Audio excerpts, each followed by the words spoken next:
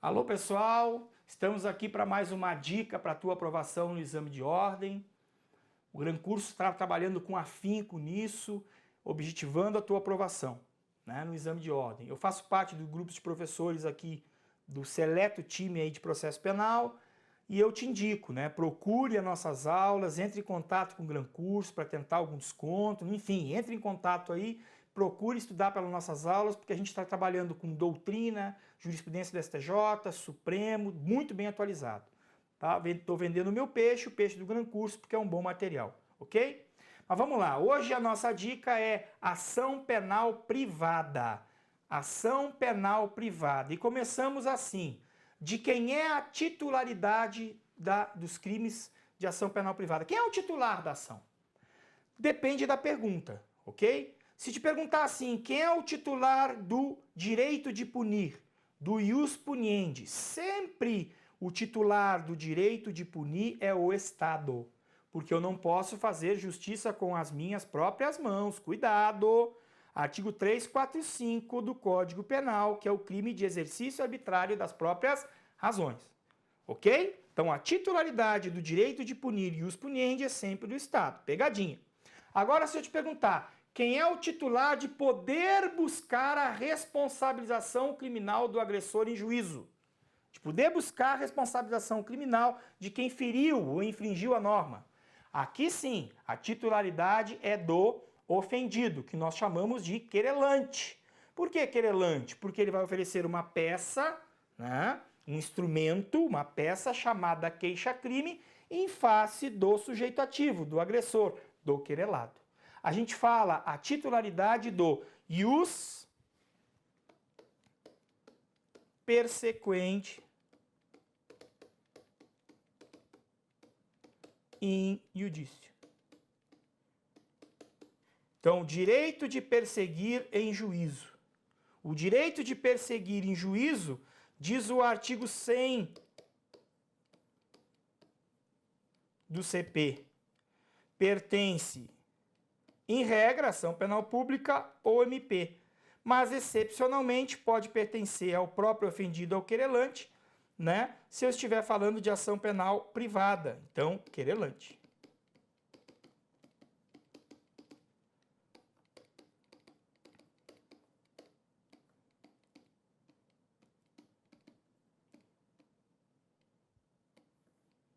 Ok?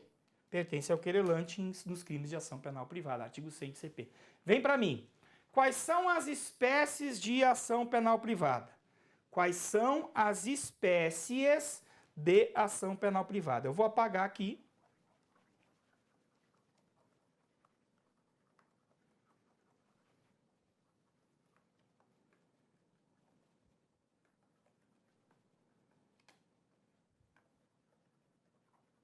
Quais são as espécies de ação penal privada?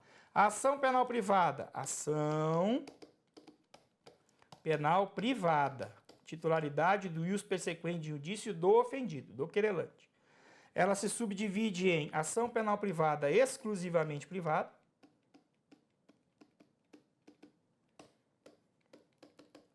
também chamada de propriamente dita, personalíssima,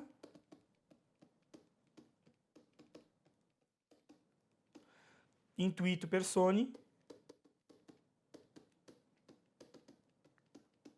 razão da pessoa, e também subsidiária da pública.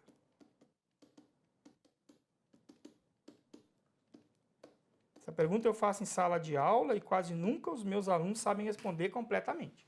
Então vem para mim, esse material vai para você. A ação penal privada se subdivide em, primeira espécie, crime de ação penal privada propriamente dita ou exclusivamente privada. Ok?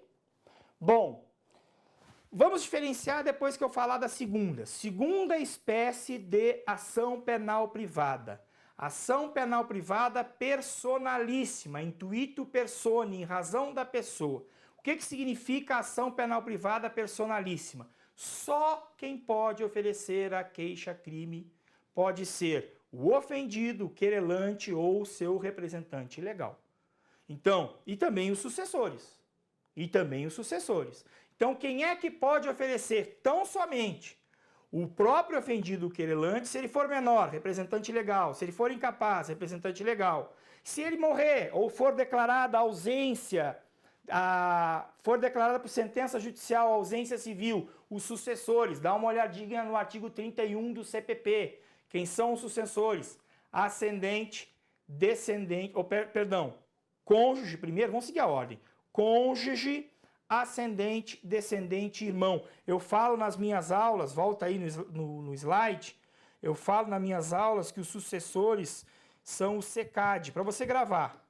SECAD, cônjuge, eu incluo companheiro, CF. A CF equipara o matrimônio, a união estável ao matrimônio, artigo 236. Então, cônjuge, o companheiro, o ascendente, o descendente, irmão. Volta para mim.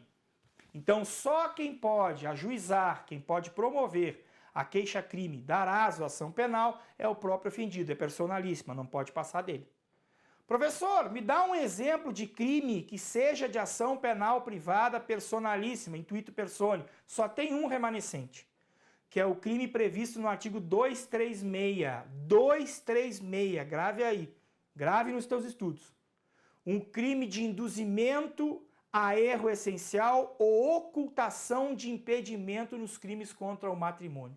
Induzimento a erro essencial ou ocultação de impedimento nos crimes contra o matrimônio. É o único crime remanescente que nós temos. Nós tínhamos antes de 2005 o crime de adultério. Haja cadeia, né? Haja cadeia. Então houve abolício crimes para o crime de adultério em 2005. O crime de adultério deixou de ser fato típico. Também era dessa natureza, personalíssima, privada personalíssima. O único que podia ajuizar o corno. A vítima do adultério. Não tem mais, ok? Então o único crime remanescente é o do 236, tá bom? O único. Bom, por que eu falei primeiro dessa segunda espécie, personalíssima? Porque é muito fácil diferenciar da primeira espécie.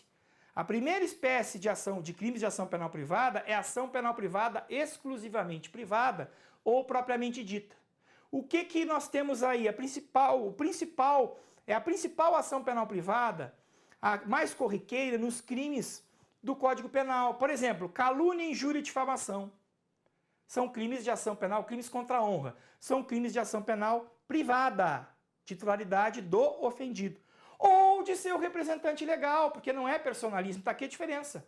Quem é que pode ajuizar, quem é que pode dar aso à ação penal privada na espécie ação penal privada, exclusivamente privada ou propriamente dita? O próprio ofendido, o querelante, ou o representante legal, se ele for menor, incapaz, ou também os sucessores, no caso de morte, no caso de declaração por ausência civil com sentença judicial. Então está aqui a diferença. A primeira, que eu estou te passando aqui, vem comigo no quadro. A primeira, exclusivamente privada ou propriamente dita, pode o próprio ofendido, ou o representante legal, ou os sucessores, lá do artigo 35. O cônjuge, o companheiro, ascendente, descendente, irmão. O SECAD, que eu já te ensinei aqui. Artigo 31, eu falei artigo 35, minto. Artigo 31 do CP. Vai olhar lá. E da segunda, qual a diferença da personalíssima? Só quem pode é o próprio ofendido. Se ele for menor, vai ter que aguardar a idade. Se ele for incapaz, vai ter que cessar a incapacidade. Se ele morrer, já era. Extingue-se a punibilidade do querelado. Ok? É isso mesmo. E por fim, temos a ação penal privada subsidiária da pública. Essa aqui já está dizendo, né? A origem, a célula máter é pública. Mas como o promotor se quedou, ficou inerte, absolutamente inerte, o ofendido ou representante legal, se houver necessidade de representação, poderão oferecer a queixa-crime aí diante da inércia absoluta do promotor.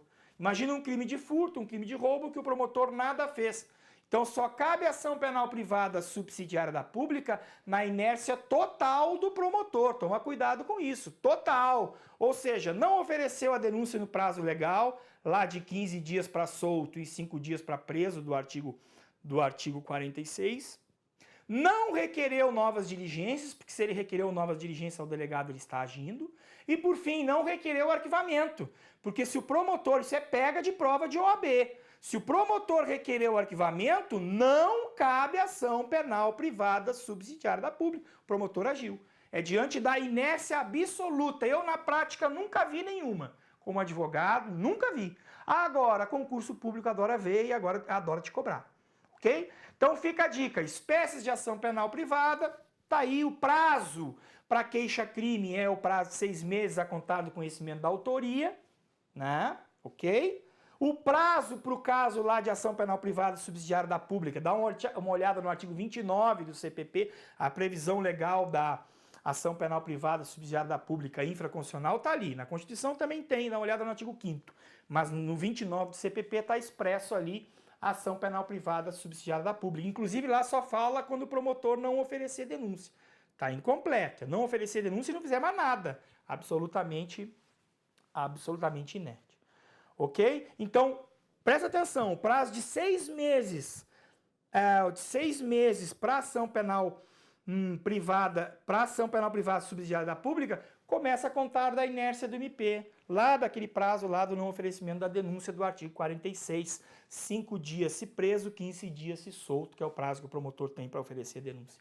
Fica mais aí a super dica, né? Porque tem um monte de dica junto sobre ação penal privada. Um grande abraço, até o nosso próximo encontro.